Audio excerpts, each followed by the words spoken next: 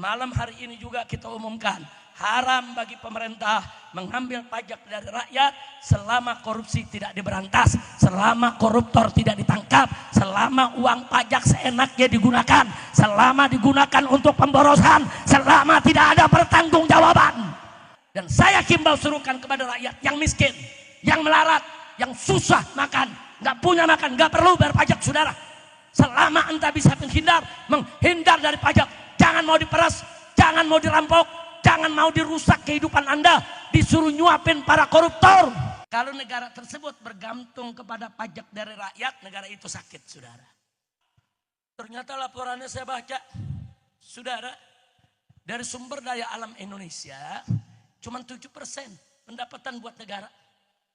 Dan jumlahnya cuma 207 triliun. Sementara yang dikorupsi tadi baru urusan satu tambang aja 271 triliun. Belum yang lainnya, saudara. Ini kenapa ribuan triliun, saudara, dikorupsi, yang dikasih buat negara cuma 207 triliun. Gila ini negeri. Dan ini nggak boleh dibiarkan. Nggak boleh.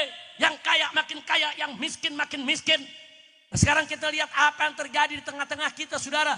Pabrik banyak yang tutup, pribumi gulung tikar, rakyat sengsara, banyak pengangguran, cari kerja susah, akhirnya nyolong kiri kanan. Saudara, susah tidak rakyat? Susah tidak rakyat? Ini semua gara-gara korupsi.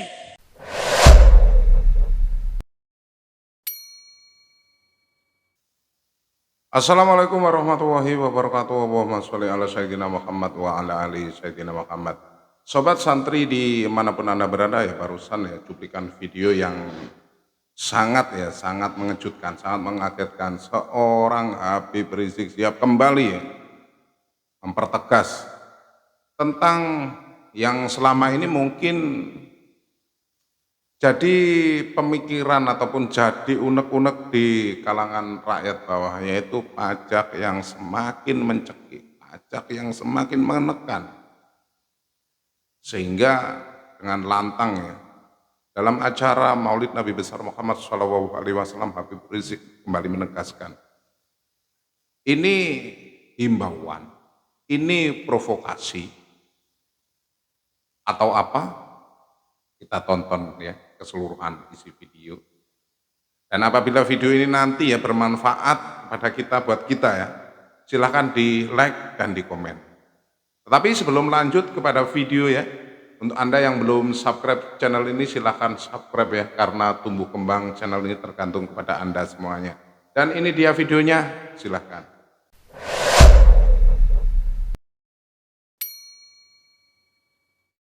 Barang siapa yang tidak mau menetapkan hukum dengan apa yang diturunkan oleh Allah, maka mereka adalah fasik. Allah yang menyatakan. Tadi dinyatakan mereka yang tidak mau menggunakan hukum Allah, nggak mau menghukumkan dengan apa yang diturunkan oleh Allah, mereka adalah orang-orang kafir, orang-orang zalim, orang-orang fasik. Kondisi bagaimana seseorang itu tidak menerapkan hukum Allah kemudian mereka menjadi kafir? Saudara, tatkala mereka menentang hukum Allah, menolak hukum Allah, mereka keras kepala, sombong, angkuh, merasa hukum Allah sudah kadaluarsa, hukum Allah sudah tidak relevan, merasa hukum Allah tidak adil, merasa hukum Allah tidak bagus, merasa hukum yang dibuat oleh manusia lebih bagus, lebih baik, lebih adil daripada hukum Allah. Saat itu kafir, mutlak kafir, saudara. Tapi kalau ada orang belum mau menerapkan hukum Allah, kenapa? Karena nggak ngerti, nggak tahu agama, saudara. Nah, yang semacam ini mesti dikasih ngerti, mesti dikasih paham, mesti didakwahkan, mesti diajarkan, mesti dikasih tahu bahwa menerapkan hukum Allah wajib. Lalu berikutnya, saudara, Allah katakan tadi, mereka itu orang-orang zalim. Kenapa zalim? Karena kalau ada orang tidak menggunakan hukum Allah, padahal hukum Allah itu adalah hukum yang maha adil, yang pasti adil. Saudara, mereka gunakan hukum yang bertentangan dengan hukum Allah, pasti hukum itu tidak adil, saudara. Kalau hukum itu sudah tidak adil, berarti zalim. Makanya kita lihat sekarang. Banyak orang meninggalkan hukum Allah, apa yang terjadi? Kezaliman di mana-mana. Kezaliman merajalela di mana-mana, saudara. Kezaliman semarak di mana-mana. Kenapa kezaliman itu semarak? Karena banyak yang menolak hukum Allah. Akhirnya hukum tersebut menjadi zalim. Na'udzubillah, men. Udah gitu saudara, ada orang yang menentang hukum Allah dipamerkan. Terang-terangan dia nggak mau pakai hukum Allah. Makanya mereka disebut humul fasiqun. Siapa itu orang fasik? Saudara, orang Islam yang berbuat maksiat menentang Allah secara terang-terangan, nggak punya malu. Jadi pantas golongan seperti ini disebut kafirun, zalimun, fasiqun. Na'udzubillah min dzalik, saudara. Nah, sekarang selanjutnya di ayat 48-nya Allah ingatkan kepada Nabi Sayyiduna Muhammad sallallahu alaihi wasallam. Di tengah ayat tersebut Allah nyatakan kepada Nabi, saudara, fahkum bainahum bima anzalallah. Hei Nabi, hei Rasul, fahkum bainahum bima anzalallah. Tetapkan hukum di antara mereka, kau punya umat. Dengan apa? Bima anzalallah. Dengan apa yang sudah diturunkan oleh Allah. Allah yang perintahkan Nabi, terapkan hukum Islam. Terapkan hukum Allah. Jangan ikuti hawa nafsu siapapun. Begitu masuk ayat 49-nya. Di awal ayat, Nabi diingatkan lagi oleh Allah. Wa anihkum bainahum bima anzalallah. Hei Nabi, hei Rasul. Hukum di tengah mereka dengan apa yang telah diturunkan oleh Allah. Jadi, dari rentetan ayat 44, 45, 46, 47, 48, 49, surat Al-Ma'idah tersebut, saudara, kita tahu. Kalau gitu dulu semua Nabi, termasuk Nabi Musa, Nabi Isa alaihi wassalam, sampai kepada Nabi kita Sayyiduna Muhammad sallallahu alaihi wasallam, mereka semua bersama umatnya wajib untuk menjalankan hukum Allah. Nah, kenapa wajib menjalankan hukum Allah? Itu tadi yang saya sampaikan di awal pembukaan, saudara, bahwa itu adalah kewajiban asasi manusia. Kewajiban asasi umat Islam, tunduk kepada hukum Allah, jalankan hukum Allah, jaga hukum Allah, terapkan hukum Allah, bela hukum Allah. Jangan sekali-kali meninggalkan hukum Allah, saudara. Allah pencipta kita. Karena Allah pencipta kita, Allah penguasa kita, Allah Rabbul Alamin, saudara. Allah ini pemilik daripada alam semesta ini, saudara. Maka Allah adalah yang paling berhak untuk bikin aturan buat hambanya, saudara. Gak ada manusia punya hak untuk bikin aturan. Allah yang berhak bikin aturan buat ciptaannya, saudara. Pahami itu, masukkan dalam hati jiwa kita, saudara. Sehingga sudah bertahun-tahun saya sampaikan bahwa ayat suci akan selalu ada di atas ayat konstitusi. Gak boleh ayat suci kalah. Gak boleh ayat suci dikalahkan. Gak boleh. Konstitusi selama sejalan dengan ayat suci, kita patuhi, kita jalani, kita bela. Tapi begitu ada konstitusi yang bertentangan dengan ayat suci, wajib direvisi. Gak boleh untuk kita jalankan. Lawan, luruskan, ubah supaya tidak bertentangan dengan ayat suci, saudara. Kira-kira jelas tidak? Saya mau tanya semua di sini, saudara, semua di sini saya mau tanya, kita ciptaan siapa? Kita ciptaan siapa? Siapa Maha Pencipta? Siapa Tuhan kita? Angkat jari satu semua, takbir. Siapa Maha Tunggal? Siapa Maha Esa? Siapa Maha Besar? Takbir. Sallu ala Nabi. Kita lanjut, saudara, ke ayat 50-nya. Ini pamungkas luar biasa, saudara. Di ayat 50 Allah tegur nih kita semua. Allah tegur umat Nabi yang mau nyeleweng-nyeleweng dari hukum Allah. Apa Allah nyatakan? Afa hukmul jahiliyati yabghun wa man ahsanu minallahi hukma liqaumi yuqinun. Shadaqallahul azim. Apa kata Allah? Itu manusia-manusia yang enggak mau pakai hukum Allah. Itu manusia-manusia yang enggak mau tunduk kepada hukum Allah. Apa hukmul jahiliyati yabghun? Apa mereka menghendaki hukum jahiliyah? Apa mereka menghendaki hukum jahiliyah? Hukum yang zalim, hukum yang tidak berperi kemanusiaan, hukum yang tidak beradab, hukum yang tidak berkeadilan. Apa hukum semacam itu yang mereka mau? Kemudian ditegur oleh Allah, wa man ahsanu minallahi hukma. Siapa yang punya hukum lebih bagus, lebih indah, lebih baik daripada hukum Allah? Enggak ada, saudara. Bagi siapa yang punya keyakinan begitu, liqaumi yuqinun, bagi orang-orang yang yakin kepada Allah, mukmin kepada Allah, takwa kepada Allah. Nah, makanya saya ajak nanti kalau pulang ke rumah, buka surat Al-Maidah. Dari ayat 44, 45, 46, 47, 48, 49 sampai ayat 50. Baca, renungkan, saudara. Jadi Allah udah kasih tahu. Enggak ada hukum sebagus hukum Allah, enggak ada. Enggak ada hukum seindah hukum Allah, enggak ada. Enggak ada hukum seadil hukum Allah, enggak ada. Nah, jadi sekarang kita lihat di kehidupan kita saat ini sudah. Kenapa kemungkaran merajalela, kemaksiatan merajalela, korupsi merajalela, saudara, kezaliman, pembunuhan di mana-mana merajalela karena meninggalkan hukum Allah. Dan kalau sudah meninggalkan hukum Allah, saudara, rusak kehidupan kita. Kita lihat sekarang dalam rumah tangga, saudara. Gara-gara banyak suami istri yang tidak lagi menegakkan sholat, tidak lagi menjalankan syariat dalam rumah tangganya. Tiap hari ribut, saudara. Bahkan saat ini udah gak asing, saudara. Di media kita baca berita-berita yang mengerikan. Suami gorok istri. Istri bunuh suami. Saudara, enggak sampai di situ. Suami siram istri dengan air keras. Istri sirami suami dengan air panas. Apa? Ini kok jadi kehidupan kayak binatang, saudara. Di mana peri keadilan, di mana peri kemanusiaan, kemana itu semua kok bisa hilang dari tengah-tengah kita? Karena kita banyak meninggalkan hukum Allah, saudara. Enggak sampai di situ. Anak yang gorok bapaknya ada. Anak yang bunuh ibunya hanya gara-gara enggak dikasih duit buat beli rokok.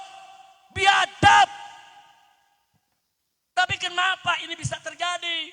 Kita hanya jangan bisa menyalahkan si A atau si B, anak atau bapaknya, saudara. Ini semua merupakan akumulasi karena kita tidak menegakkan hukum. Kalau hukum Allah ditegakkan enggak begitu, saudara.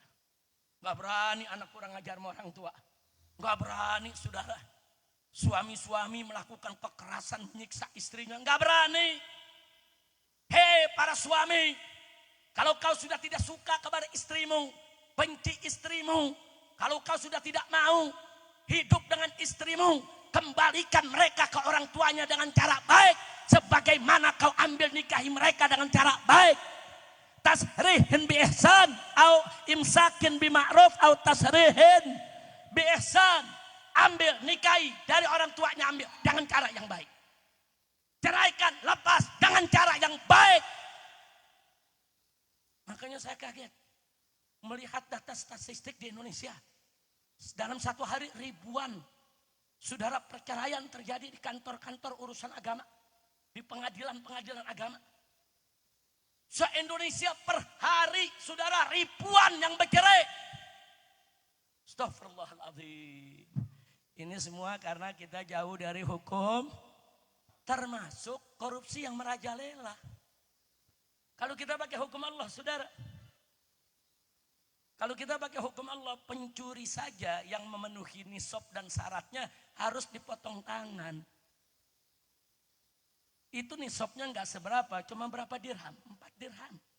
4 dinar, bukan dirham, saudara. Katakan kalau dia itu 4 dinar atau beberapa dinar, saudara. 1 dinar berapa gram emas sih? Hitung aja, saudara. Hanya mencuri beberapa puluh juta mesti dipotong tangan. Terus yang korupsi triliunan. Terjadi di kita punya negeri, saudara. Tambang ini korupsinya 300 triliun. Tambang ini korupsinya 270 triliun. Tambang ini saudara korupsinya 500 triliun. Apa ini? Kalau kita pakai hukum Allah, saudara, pencuri yang hanya puluhan juta saja mesti dipotong tangan. Apalagi yang triliunan, potong kepala mereka, saudara. Setuju? Koruptor dihukum mati, setuju tidak? Setuju tidak? Takbir. Ini enggak.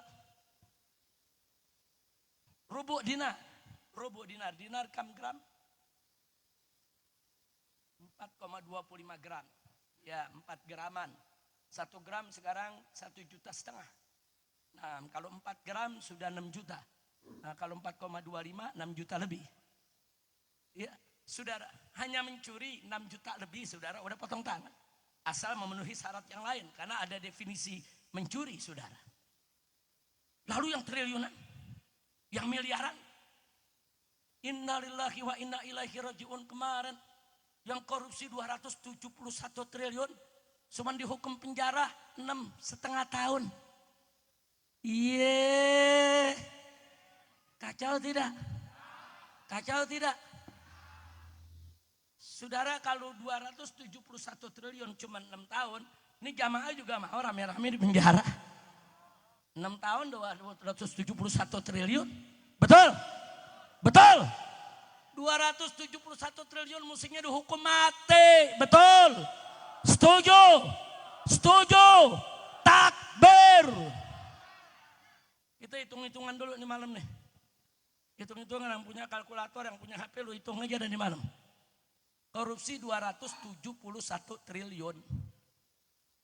Itu kalau dipakai buat makan sehari-hari, satu harinya 1 miliar deh dia makan. Saya mau tanya nih, orang Duren Sawit ada yang makannya 1 miliar sehari? Ada? Ada? Kalau nggak mati kelolotan loh.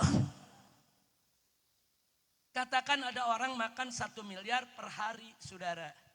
Setahun berapa hari? 365 nih kalau kita hitung miladiah nih.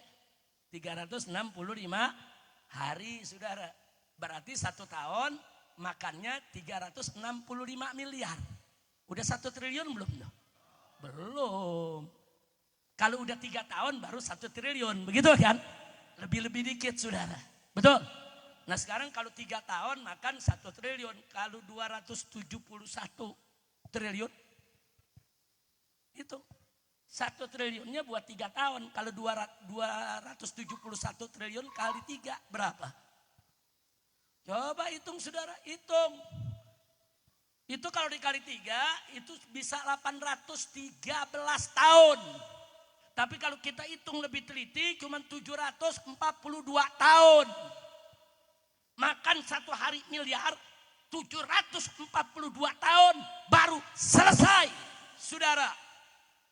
Itu uang baru habis. Kalau makannya 1 triliun sehari. Semiliar. Kalau makannya cuma 100 ribu sehari. Berapa tahun tuh habis ya, saudara? Lu kira-kira bisa ngitung enggak lo? Ada HP? Ada kalkulator? Hitung, saudara. Andai kata kita hitung aja lah, umur manusia ini umat Nabi Muhammad rata-rata 63 tahun. Betul? Betul? Nah sekarang itu 271 triliun. Kalau dimakan sehari, saudara, 1 miliar. Habis dalam waktu 742 tahun. 742 tahun itu berapa keturunan? Nah bagi aja, saudara. Kalau satu keturunan 50 tahun. Atau kita ambil yang 63 tahun. Kalau 63 tahun, saudara, 11 keturunan. 11 keturunan. Hampir punya anak, punya cucu, punya kikit, punya cucu, punya kikit. Ya teruslah tuh. Ini saya bicara begini cuma mau menggambarkan. Berarti 271 triliun itu dikit atau besar? Jawab yang kompak. Dikit atau banyak? Kecil atau besar? Berarti itu, saudara, koruptornya biadab tidak? Kurang ajar tidak? Apa setuju kalau hanya di penjara 6 tahun? Setuju tidak? Jadi harus diapakan? Hukum mati. Kalau pencuri potong tangan, koruptor sampai triliunan, potong kepalanya saudara. Takbir. Ada yang nanya, Habib apa dalilnya potong kepala? Lu mau dalilnya gak? Dalil logika aja dah ya. Kalau dalilnya pakai ayat hadis, kemudian pakai ijma kias kepanjangan. Ini ceramahnya sampai jam 4 pagi. Mau denger gak? Mau denger gak? Orang mencuri 10 juta atau mencuri 6 juta potong tangan. Saudara, betul? Nah itu kalau mencuri 6 juta, 7 juta, nyolongnya pakai apa? Nyolongnya pakai apa? Makanya dipotong tangannya. Tapi kalau orang nyolongnya 271 triliun, nyolongnya pakai apa? Nyolongnya pakai apa? Otaknya di mana? Potong kepalanya. Kira-kira setuju gak? Setuju gak? Lu kalau setuju jangan diam aja, teriak, protes. Jangan diam saudara, kurang ajar ini. Makanya malam hari ini saya mau ajak, anak muda. Enggak ada sautannya. Anak muda. Ya gue males panggil lu dah. Bu. Tuh kencangan ibu-ibu. Bu. Bu. Nah gue ulapin ibu-ibu aja dah. Bu. Lu sih pelan jawabnya. Ayo saya mau tanya anak-anak muda. Anak muda. Anak muda. Nah baru lu gak mau kalah sama ibu-ibu lo. Kalau ada maling ayam, lu jangan gebukin. Kadang-kadang maling ayam digebukin sampai mati. Maling jemuran digebukin sampai mati. Betul?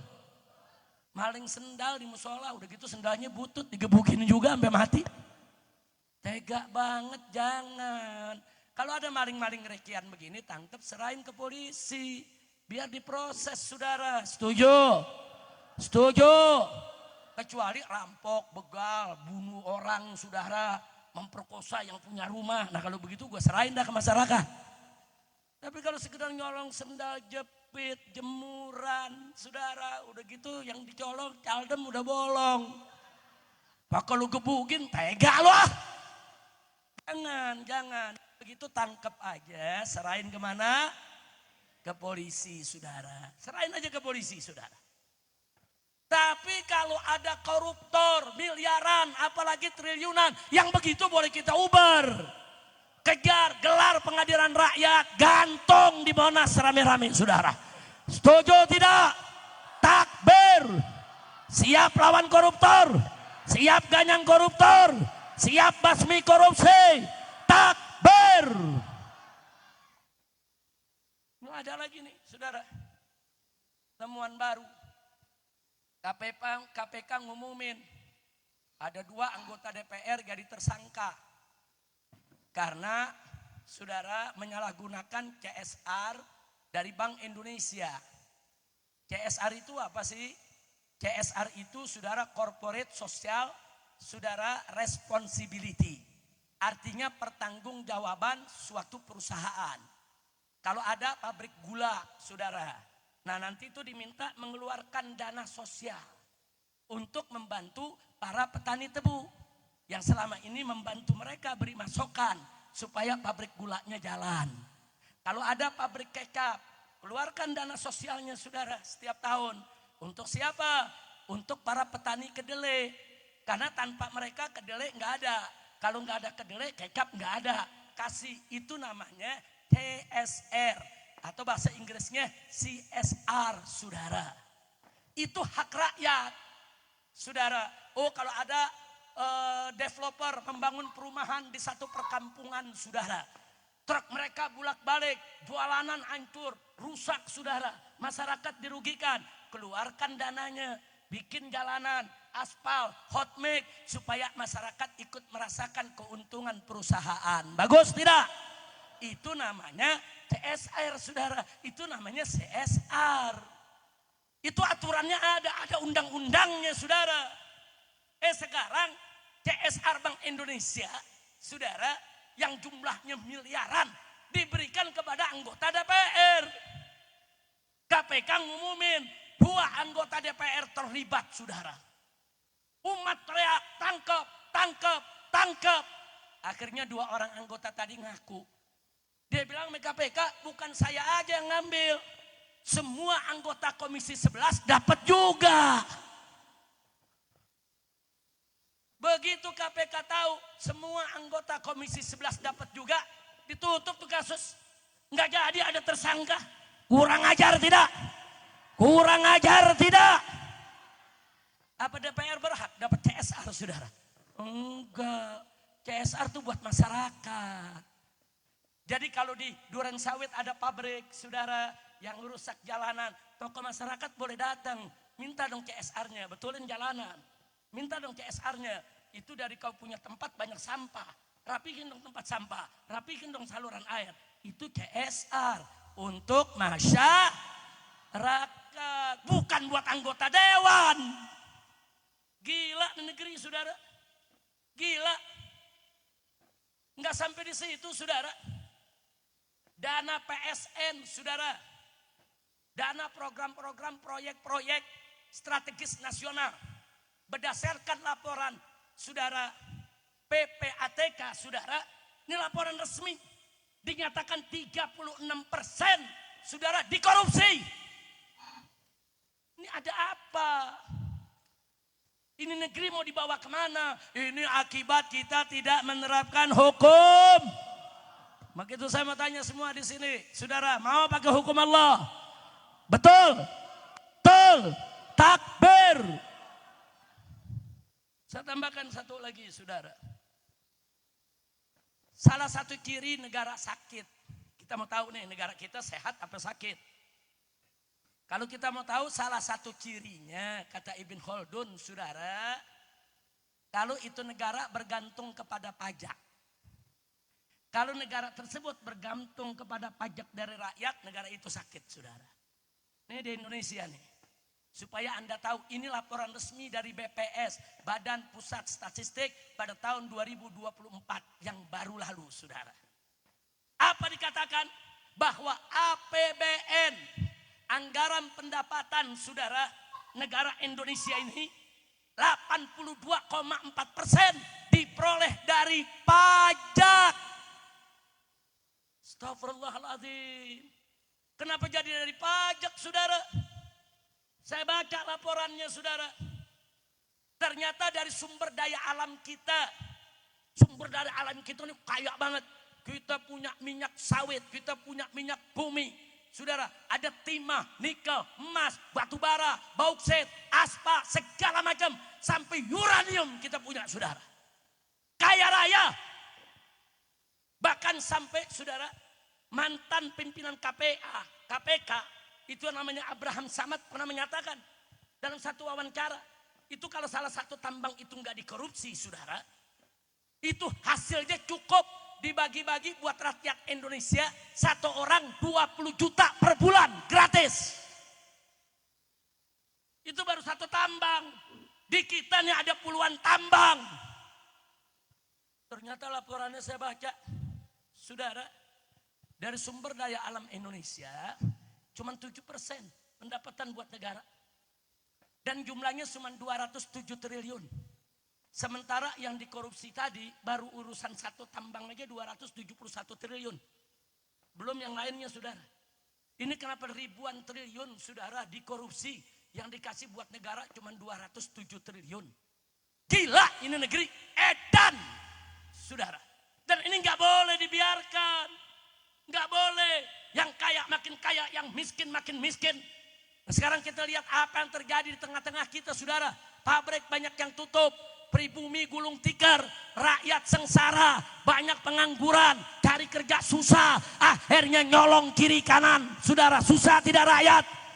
Susah tidak rakyat? Ini semua gara-gara korupsi. Nama gitu saya mau tanya nih, sebelum saya akhiri. Kita mau damai tidak sama korupsi? Setuju kalau sama koruptor damai? Pala lu bomenyan damai. Kok koruptor diajak damai? Enggak ada damai, tegakkan hukum. Hukum yang berat, penjara mereka seumur hidup, kalau perlu hukum mati. Kalau jumlahnya sudah kelewat batas, betul? Makanya saya berkali-kali di mimbar sering ngomong, Pak, Bu, korupsi di zaman Pak Harto ada, bukan nggak ada, banyak. Tapi korupsinya di kolong meja. Korupsinya di mana? Kolong meja. Begitu masuk zaman reformasi, saudara, korupsinya naik ke atas meja. Lebih berani terang-terangan, paham? Begitu di zaman Jokowi, meja-mejanya di bawah hari. Kacau tidak? Kacau tidak? Ini yang menilai bukan saya saja. Hari ini kita dikejutkan, saudara. Dengan satu berita mengejutkan. Saudara, berita apa itu gerangan, saudara? Ada satu organisasi, saudara, yang kerjanya di bidang proyek pelaporan. Namanya OCCRP, saudara. O-nya itu organized, saudara. Sementara C-nya itu crime, saudara. Organized crime and corruption. Reporting, saudara, project.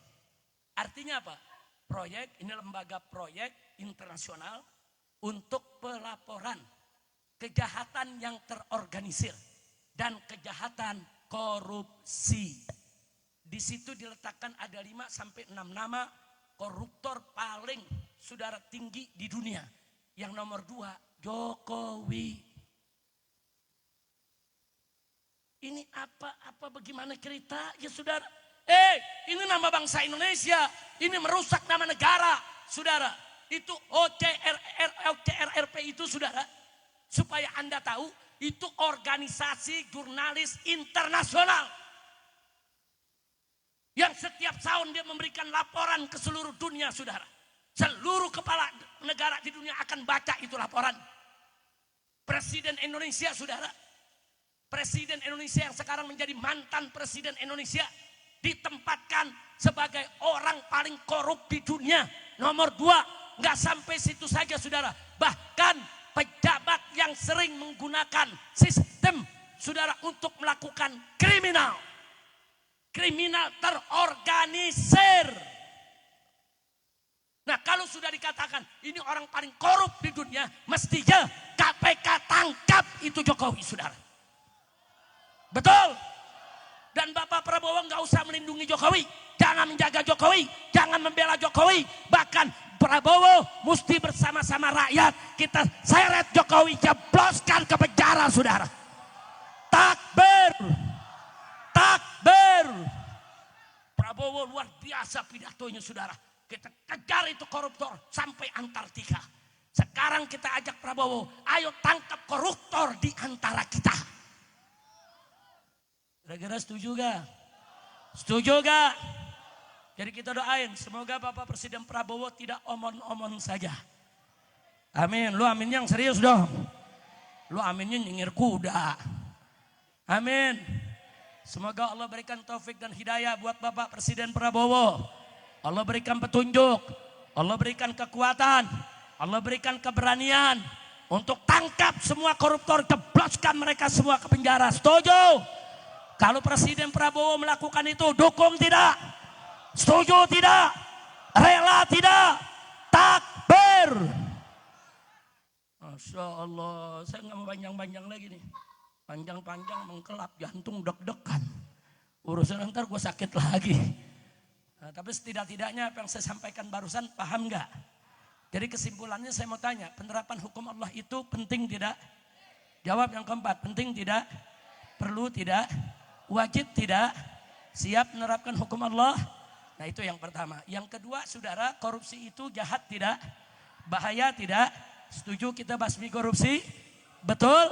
Nah, itu poin yang kita mau pakai, saudara. Ini korupsi udah merajalela, udah menggila dan sangat berbahaya. Nah, maka itu yuk mari sama-sama saya minta kepada Hanif didampingi dengan tim hadrahnya, saudara. Nanti biar Habib Hanif yang mengatur kapan hadrah itu masuk, kapan hadrah itu tidak masuk. Rame-rame kita baca qasidah anti korupsi untuk membangkitkan semangat kita semua, saudara, melawan korupsi. Dan kalau perlu qasidah ini nanti disebarluaskan, saudara. Pakai PDF-nya sebarluaskan, selebaran di mana saja. Udah dibaca, kita baca rame-rame saudara. Karena apa? Untuk mengingatkan kita tentang bahaya korupsi. Setuju tidak? Nah ini sebelum saya akhiri saudara. Anda setiap hari ini saya dengar di majelis-majelis, di pesantren, di mana-mana madrasah, termasuk tadi Habib Hanif. Rame-rame kita baca salawat asghilil zalimin, bid zalimin. Alhamdulillah digobul sama Allah sudah. Kita minta sama Allah asghilil zalimin, bid zalimin, bikin sibuk orang zalim. Terjadi sekarang zalim berkelahi. Buaya sama buaya berantem. Kalau buaya sama buaya berantem, lu jangan ikut campur. Gelar tikar, taruh kopi, saudara, tonton. Setuju? Sekarang maling sama maling lagi ribut, saudara. Maling satu teriak, KPK tangkap ini maling. Maling ini yang bilang, bukan gua malingnya, itu yang ngelapor malingnya. Maling sama maling ribut, ya. Nah, makanya sekarang ikut campur jangan. Ikut campur jangan. Jangan. Ini doa Anda sedang bekerja. Allah gabulkan. Kan gak disangka. Menteri-menteri ribut. Jenderal-jenderal ribut. Pejabat ribut. Main telanjang-telanjangan saudara. Iya mana anak pejabat yang buntingin anak orang. Dibuka juga saudara. Udah kacau, udah hancur-hancuran udah. Nah makanya kalau udah begitu diam, tenang. Sebentar lagi akan datang pertolongan Allah. Amin. Amin. Amin. Nah pokoknya kita jangan mau diadu domba. Setuju? Adu domba hukumnya haram. Apalagi adu manusia. Adu domba aja haram. Tapi kalau ada setan bagaimana? Adu setan bagaimana? Wajib. Setan sama setan. Lagi baklai. Lu jangan pisahin. Kalau dulu lu aduk lagi tuh setan. Kira-kira jelas gak? Jadi berarti doa umat Islam minta kepada Allah asghilil zalimin bid zalimin. Gobol tidak? Gobol tidak? Alhamdulillah. Jangan putus, itu selawat. Terus baca saudara. Lawan. Kita udah lawan pakai macam-macam cara. Ame demo udah saudara. Ama pilpres udah. Ama pilkada udah. Udah kita lawan udah macam-macam cara. Sampai FPI dibubarin. Saudara 6 laskar pengawas saya dibunuh. Sampai pengurus FPI ditangkap-tangkapin. Semua udah kita kerjain saudara. Udah semua udah kita kerjain saudara. Tapi karena mereka ini tidak sadar-sadar. Saudara, kita masih punya senjata. Doa kepada Allah. Ad-doa silahul mu'min. Baca doa. Biar Allah yang hancurkan mereka. Amin. Amin ya Rabbal alamin. Termasuk gosidah yang mau dibaca oleh Habib Hanif. Nanti itu penghabisannya ada. Ayo bangkit basmi korupsi. Itu apa? Itu juga doa. Supaya semua orang yang dengar ini bangkit. Lawan korupsi. Jangan biarkan korupsi di tengah-tengah kita. Jadikan korupsi sebagai common enemy, musuh bersama bangsa Indonesia. Setuju? Angkat tangannya semua, takbir. Takbir. Sallu ala nabi. Jadi sekali lagi saya tanya, kalau gitu korupsi bahaya tidak? Bahaya tidak? Biarkan atau lawan? Biarkan atau ganyang? Takbir. Nah saudara, dalam Islam ada zakat, betul. Zakat harta kekayaan Allah cuma ambil 2,5%. Allah yang maha pencipta, pemilik alam semesta, cuma minta 2,5%. Saudara, udah gitu cuma orang kaya doang yang kena. Diambil dari agnia untuk diberikan kepada fukara, saudara. Itu zakat. Setahun sekali, saudara. Berapa kali setahun? Sekali. Tahu-tahu negara, saudara, menciptakan kita tidak ngasih rezeki ke kita. Enggak, saudara. Dia mengambil 12%, bukan per tahun, 12% per transaksi. Beli baju kena 12%, beli sepatu kena 12%. Makan di restoran kena 12%, saudara. Semua kena. Enggak peduli, mau miskin, mau kaya, semua kena. Ini zalim. Silakan pemerintah ambil pajak. Ambil pajak yang tinggi, tapi ambil dari orang-orang kaya. Ambil dari para pengusaha yang kaya raya. Ambil dari konglomerat, ambil dari oligarki, bukan diambil dari rakyat, saudara. Apalagi korupsi masih merajalela. Haram. pemerintah mengambil pajak dari rakyat. Kalau korupsi dibiarkan, kalau korupsi tidak dibasmi, kalau koruptor dilindungi, haram pemerintah mengambil pajak dari rakyat, saudara. Jadi kalau mengambil pajak dari rakyat, dijaga itu amanat rakyat. Pajak digunakan, jangan boros, jangan dikorupsi, jangan dicuri, jangan dirampok, betul? Nah, jadi kesimpulannya saudara, zakat orang kaya ngasih makan orang miskin. Kalau pajak, orang miskin nyuapin orang kaya, saudara. Kita disuruh suapin orang kaya. Oh, ada yang bilang, Habib, tapi para pengusaha itu kan yang punya pabrik kena juga 12%. Kalau pengusaha kena pajak 12%, harga dinaikin, saudara. Tetap aja nggak bayar pajak, saudara. Ditutup dari harga naik. Begitu jatuh ke konsumen, konsumen bayar dengan harga tinggi, pakai pajak. Artinya apa? Konsumen bayar pajak buat dirinya dan bayar pajak, saudara, karena dinaikkan harga oleh pabrik, saudara. Jadi semua konsumen rakyat kecil dikekek, diperas, mau dihabisin. Ini nggak boleh dibiarkan, saudara. Makanya untuk rakyat kecil yang susah, yang melarat, yang nggak punya duit, makan aja susah, nggak usah bayar pajak, saudara. Nggak usah bayar pajak. Kalau yang kaya silakan, saudara, minta pajak dari mereka. Tapi orang miskin, orang melarat, saudara, nyari duit susah, setengah mati, dimintain pajak. Dari mana ini hukumnya? Profesor mana ini yang ngajarkan, saudara? Makanya hukum Islam jangan ditinggal, betul? Kalau ikut hukum Islam, saudara, yang kaya-kaya kenain pajak, yang miskin jangan. Bahkan dalam hukum Islam, kalau sumber kekayaan negara masih cukup untuk bangun negara, nggak perlu ambil pajak dari rakyat, saudara. Kan tadi udah dikasih tahu, satu tambang saja, kalau dikelola dengan baik, satu rakyat Indonesia dapat 20 juta per bulan gratis. Artinya apa? Negara ini kaya, rakyat nggak perlu bayar pajak. Faktanya 82,4% pendapatan negara dari pajak. Saudara, ini edan, gila, gelo. Maka itu saya mau tanya, biarkan atau lawan? Biarkan atau lawan? Nah, baik ya kawan, sebagai oleh penutup, saya mau ingatkan, Imam Mujtahid madhab dalam madhab Syafi'i, Al-Imam Abu Zakaria Yahya ibn Sharaf An-Nawawi radhiyallahu ta'ala anhu pernah mengeluarkan fatwa, saudara, kepada sultan yang mengambil pajak dari rakyatnya. Apa beliau katakan? Tuan Sultan, itu kas negara kemarin saya tahu banyak isinya. Ada dinar, ada dirham, ada emas, ada perak, dan banyak mutiara, permata, barang berharga. Kenapa kas negara itu kosong sehingga kau mau ambil pajak dari rakyat?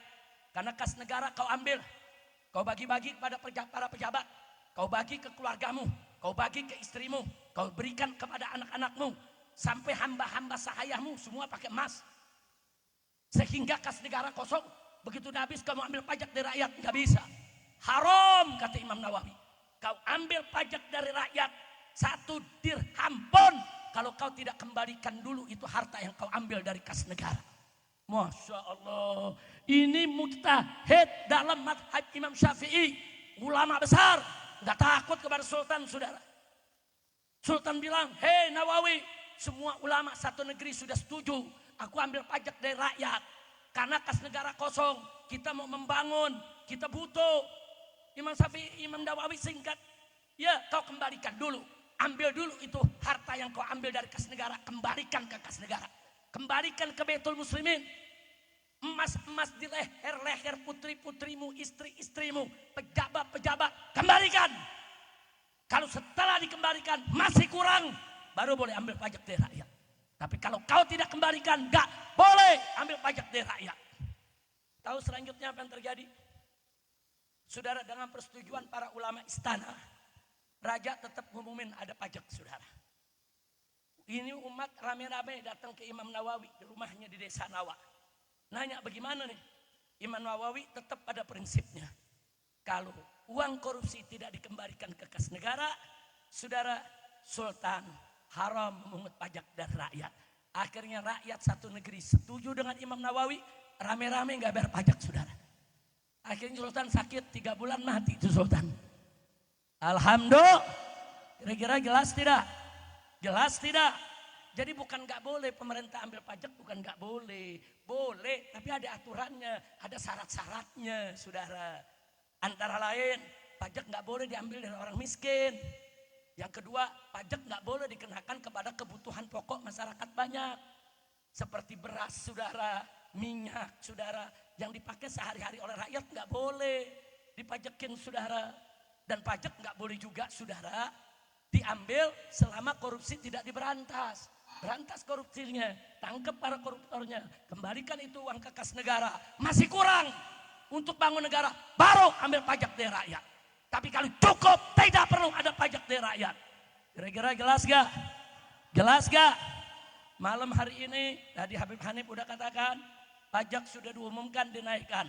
Malam hari ini juga kita umumkan, haram bagi pemerintah mengambil pajak dari rakyat selama korupsi tidak diberantas, selama koruptor tidak ditangkap, selama uang pajak seenaknya digunakan, selama digunakan untuk pemborosan, selama tidak ada pertanggungjawaban. Haram pemerintah ambil pajak dari rakyat, saudara. Dan saya kimbau suruhkan kepada rakyat yang miskin, yang melarat, yang susah makan, nggak punya makan, nggak perlu bayar pajak, saudara. Selama anda bisa menghindar dari pajak, jangan mau diperas, jangan mau dirampok, jangan mau dirusak kehidupan anda, disuruh nyuapin para koruptor. Setuju tidak? Jawab yang keempat, setuju tidak? Takbir. Nah ini yang saya mau sampaikan, saudara. Dan tentunya para kiai semua, para habaib tahu siapa kelas Imam Nawawi, saudara. Imam Nawawi ini luar biasa. Ini yang mengarang kitab Al-Minhaj, Minhajut Talibin, yang mengarang kitab Raudatul Talibin, yang mengarang kitab Al-Majmu', yang membuat syarah Sahih Muslim, saudara.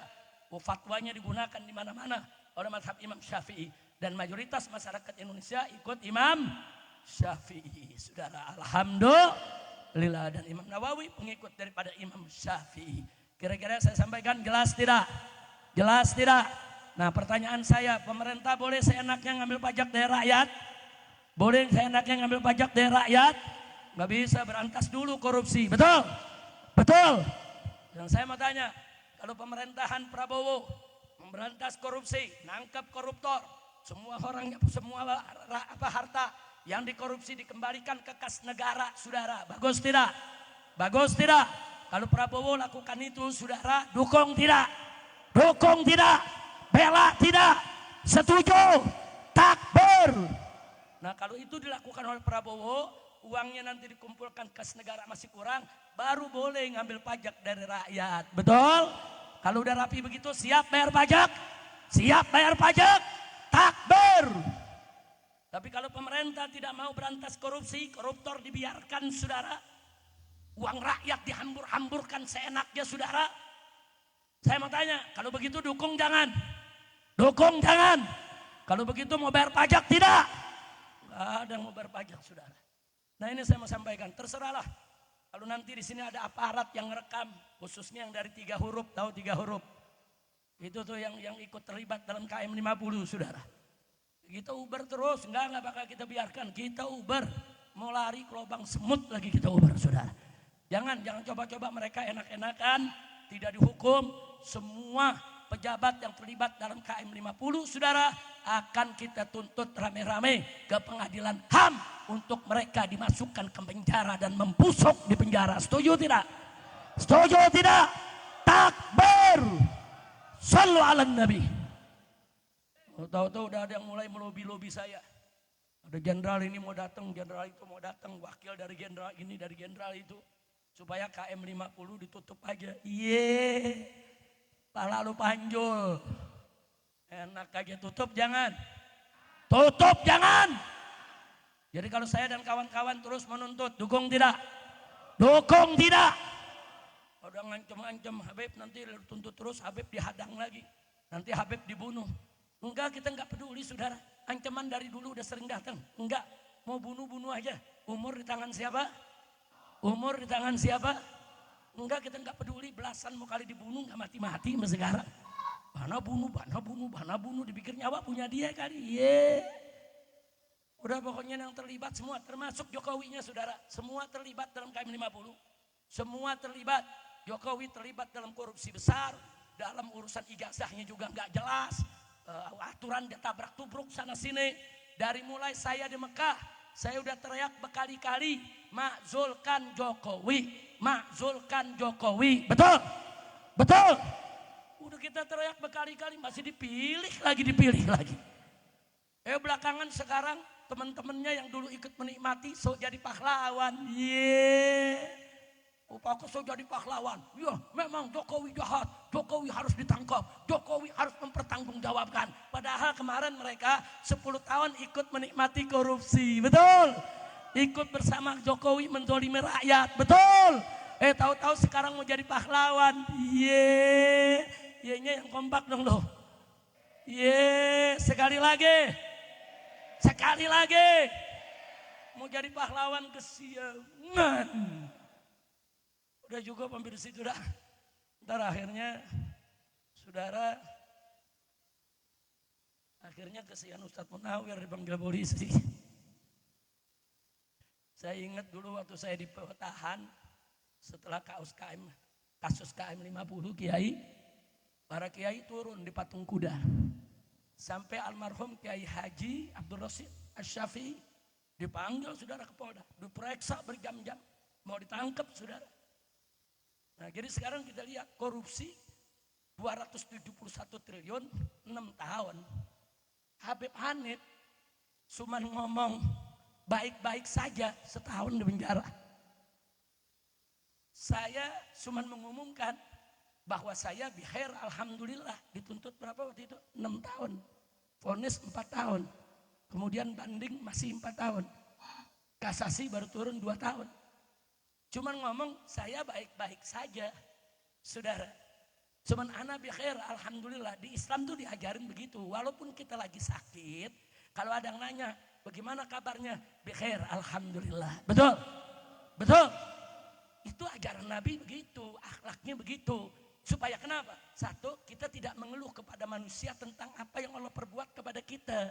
Dua, untuk menumbuhkan kesabaran dalam diri kita. Tiga, supaya mengundang berkah pertolongan Allah agar kita lekas sembuh. Bagus gak ajaran Nabi? Tapi gara-gara begitu 6 tahun dituntut penjara.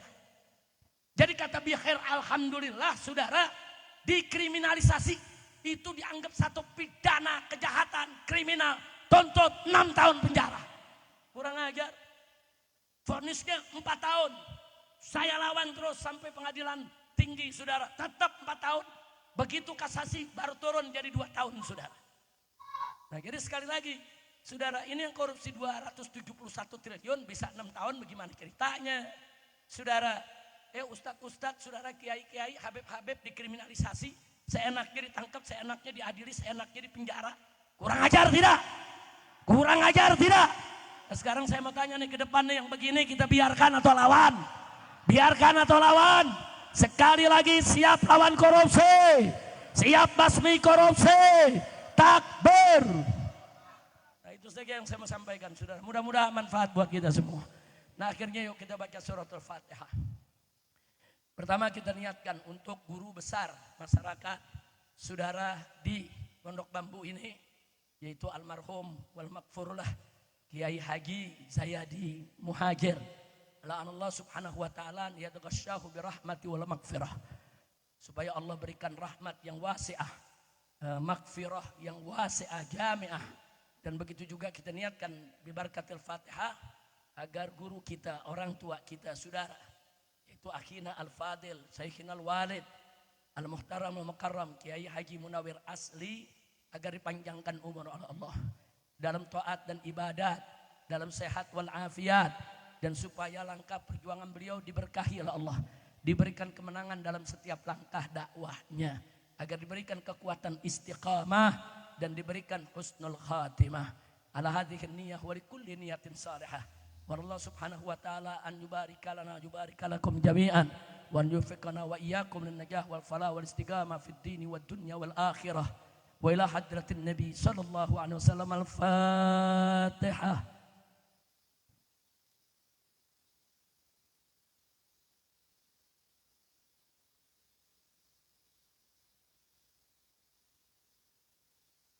Selanjutnya secara khusus saya menyampaikan apresiasi terima kasih kepada Kiai Haji Munawir Asri, orang tua kita Kiai Haji Maulana Kamal Yusuf, Kiai Haji Mahfuz Asirun dan lainnya.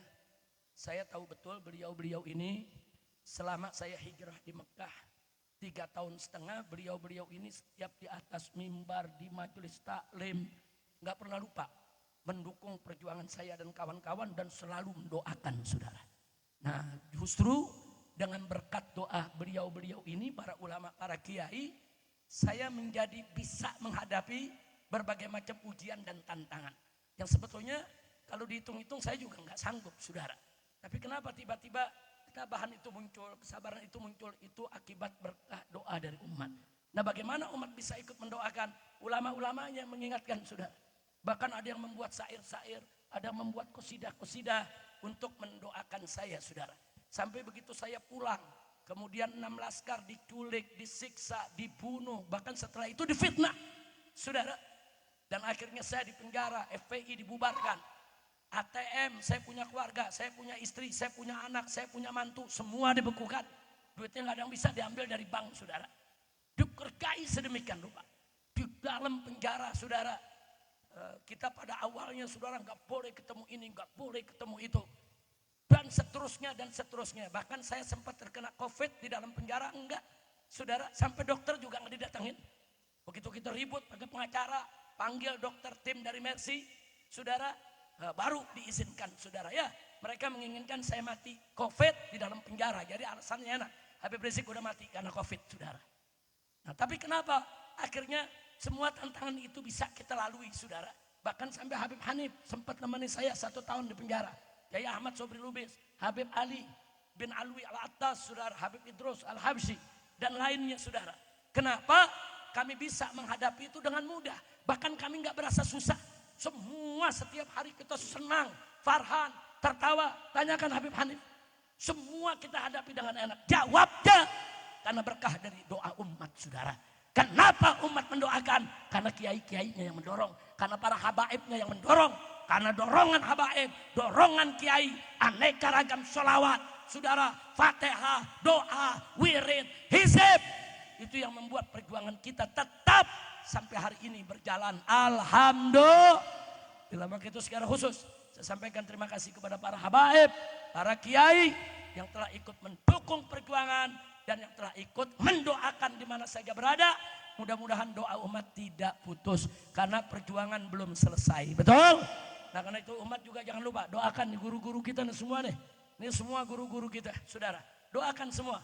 Kiai Haji Munawir Asri dengan semua jamaahnya, saudara.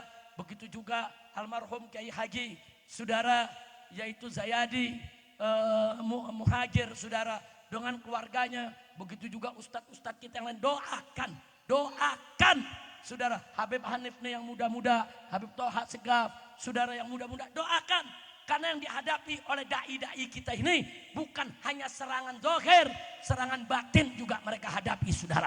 Bukan hanya kiriman penyakit zahir, penyakit batin yang kelihatan gak kelihatan. Mereka juga semua mendapat serangan. Kalau bukan doa umat, kalau bukan hizib umat, kalau bukan wirid umat, saudara, bagaimana kita bisa mendapat pertolongan dari Allah Subhanahu wa taala? Kira-kira jelas tidak? Nah, saya mau tanya, siap doakan para ulama? Tiap doakan para habaib, takbir.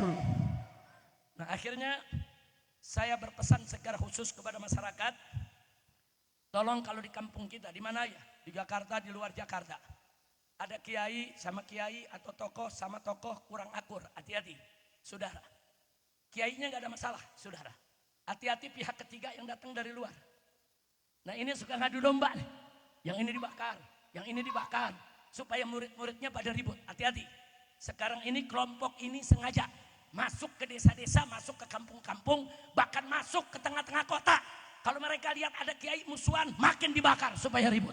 Kalau mereka lihat Habib sama Habib ribut, saudara, makin dia masuk ke salah satu Habib yang bisa dipengaruhi, saudara, untuk ribut sesama habaib. Bahaya tidak? Bahaya tidak? Nah yang begini-begini, saudara, kita mesti waspadai. Nah ini saya punya pesan, tolong. Kalau ada orang-orang begini masuk ke kampung kita untuk adu domba habaib, adu domba kiai, saudara, usir. Jangan ada di tengah-tengah kita. Setuju tidak? Takbir. Nah, itu saja yang bisa saya sampaikan. Terima kasih atas segala perhatian.